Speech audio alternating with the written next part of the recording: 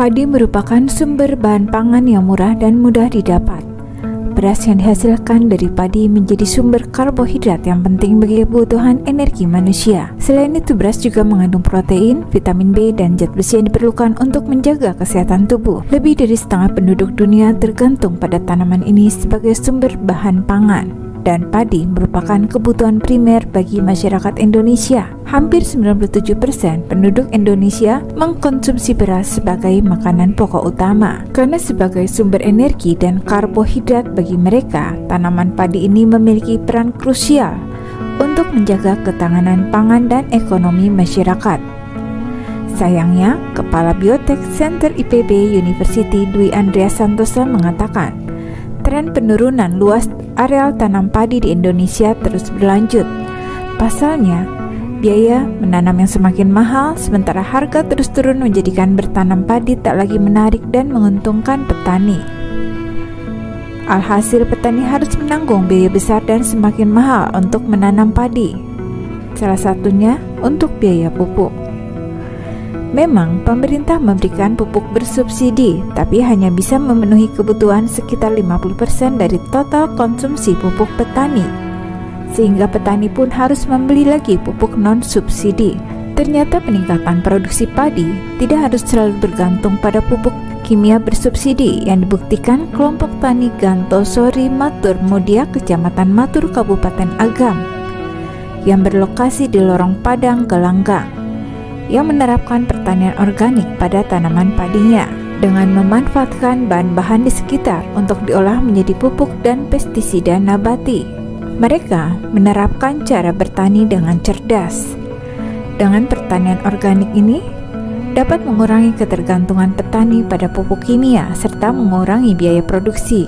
Jika biaya produksi berkurang, tentu petani akan mendapat untung lebih dari hasil pertaniannya. Budidaya padi organik dapat memangkas biaya operasional karena petani tak perlu membeli pupuk kimia. Selain itu, budidaya organik produksi padi juga meningkat tinggi.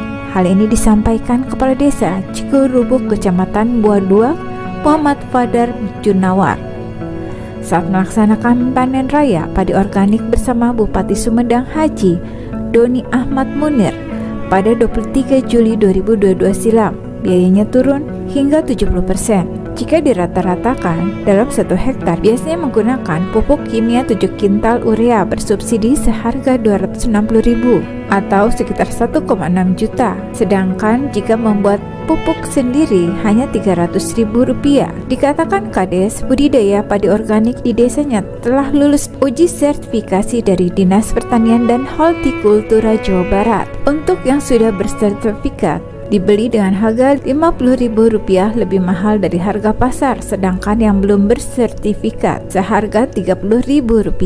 Saat ini menurutnya ada sekitar 15 hektar yang dijadikan lahan budidaya padi organik. Setelah melakukan uji hasil, produksi padinya sekitar 8,6 ton per hektar gabah kering.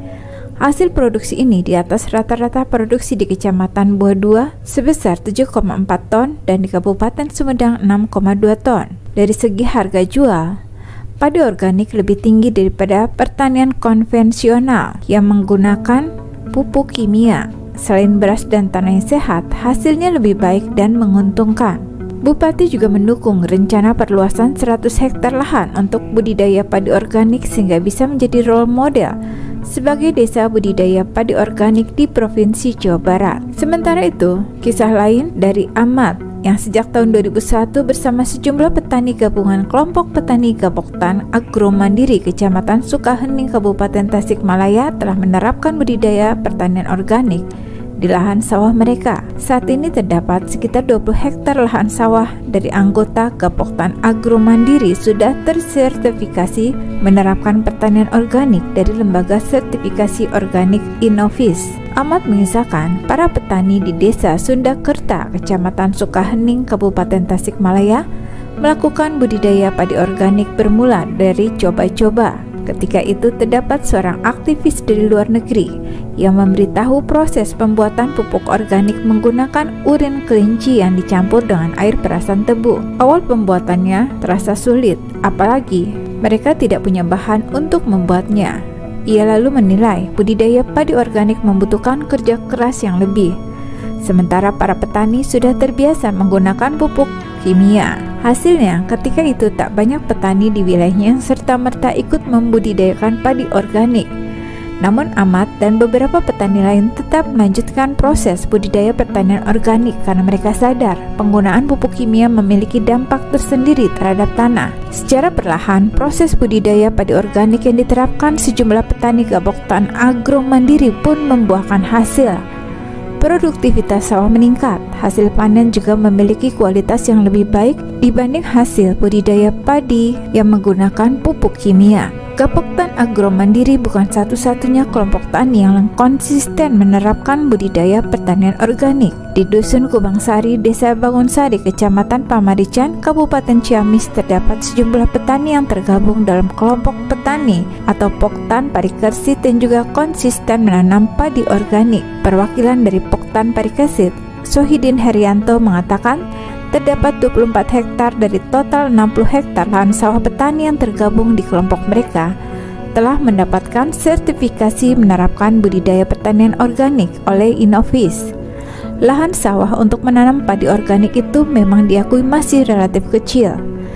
Tapi dari lahan itu, para petani di Poktan Parikersit dapat memanen dengan hasil produksi 8 hingga 10 ton per hektar, jauh di atas rata-rata hasil panen dari pertanian konvensional. Terakhir panen pada bulan Agustus lalu per hektar menghasilkan 8 hingga 10 ton. Para petani di Dusun Kubangsari mempelajari formula pembuatan suplemen atau jamu tanaman organik yang sepenuhnya menggunakan dari bahan di sekitar lingkungan mereka. Hasil suplemen itu dapat menetralisasi tanah, memperbanyak anakan hingga memperbanyak bulir padi. Poktan Parikersit sudah memiliki formulanya yang tentu saja berbahan organik. Pengetahuan yang didapat oleh para petani di Poktan Parikersit makin bertambah ketika kantor perwakilan Tasikmalaya memberikan pendampingan melalui program sosial Bank Indonesia pada tahun 2022 untuk membudidayakan padi organik. Poktan Parikersit mendapat bantuan rumah produksi pupuk cair organik, mesin pencacah, dan pendampingan budidaya mulai dari semai, aplikasi jamu, pemeliharaan hingga panen. Hasilnya, panen demplot dari lahan sawah organik di awal tahun 2023 memiliki produktivitas 10,2 ton per hektar. Itu sangat luar biasa karena rata-rata sawah konvensional maksimal hanya 5 hingga 6 ton per hektar. Hasil panen padi itu mayoritas digunakan untuk menutupi kebutuhan makan para petani. Sisanya sekitar 30 hingga 50% dijual ke pasaran, seperti ke rumah makan atau melalui koperasi dinas pertanian atau Toserba. Beras organik dengan merek Galuh produksi Poktan Parikersit juga sudah didistribusikan keluar Pulau Jawa. Berdasarkan data terakhir, saat ini terdapat 3.800 hektar lahan sawah di Jawa Barat yang sudah diterapkan dengan sistem budidaya pertanian organik. Luasan itu memiliki potensi pengembangan mencapai 7.300 hektar. Kendati demikian, angka itu masih sangat sedikit apabila dibandingkan dengan luas total sawah di Jawa Barat sekitar 928.000 hektar.